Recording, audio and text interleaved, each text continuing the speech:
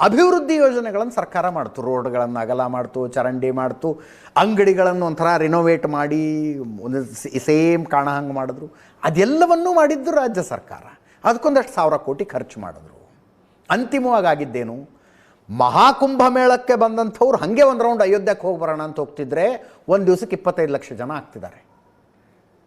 ಮಹಾಕುಂಭಕ್ಕೆ ಬಂದಂಥವರು ಇಲ್ಲಿ ತನಕ ಬಂದೀವಿ, ಉತ್ತರ ಪ್ರದೇಶದಲ್ಲೇ ಇದ್ದೀವಿ, ಕಾಶಿಗೂ ಅಯೋಧ್ಯೆಗೂ ಹೋಗಿ ಬಂದುಬಿಡೋಣ ಅಂತ ಅನ್ಕಂಡು ಹೋಗಿದ್ರಲ್ಲ, ಒಂದು ದಿನಕ್ಕೆ 25 ಲಕ್ಷ ಜನ ಆದ್ರವರು. ರಾಮ ಮಂದಿರ ಟ್ರಸ್ಟ್ ಮನವಿ ಮಾಡಿಕೊಳ್ತಾ ಇದೆ, ಸ್ಥಳೀಯರು ಒಂದು ಸ್ವಲ್ಪ ದಿವಸ ಬರಬೇಡಿ, ಜನ ಕಂಟ್ರೋಲ್ ಮಾಡೋದಕ್ಕಾಗ್ತಿಲ್ಲ ಅಂತ.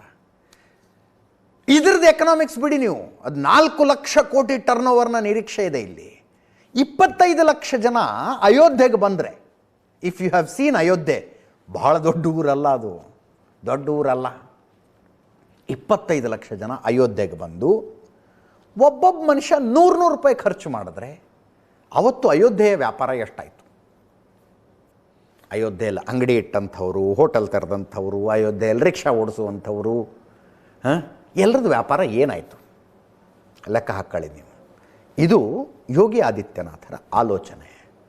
ಆ ಆಲೋಚನೆಯಲ್ಲಿ ಮಹಾಕುಂಭಮೇಳವನ್ನು ಒಂದು ಇಂಟರ್ನ್ಯಾಷನಲ್ ಇವೆಂಟ್ ಮಾಡಿದ್ದಾರೆ. ಆ ಇವೆಂಟ್ ಮಧ್ಯದಲ್ಲಿ 30 ಪ್ರಾಣಗಳು, ಕರ್ನಾಟಕದ 4 ಪ್ರಾಣಗಳು.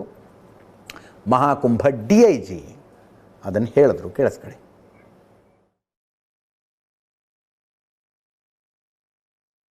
और एम्बुलेंस के माध्यम से लगभग 90 घायलों को अस्पताल तक पहुंचाया, परंतु इसमें से दुर्भाग्यपूर्ण तरीके से 30 श्रद्धालुओं की दुखद मृत्यु हो गई है। 30 में से 25 की पहचान हो चुकी है और शेष की शिनाख्त की जाने बाकी है। कुछ लोग बाहर के प्रदेशों के भी इनमें से हैं, जैसे कर्नाटक के 4 लोग हैं, असम से 1 है, गुजरात से 1 है।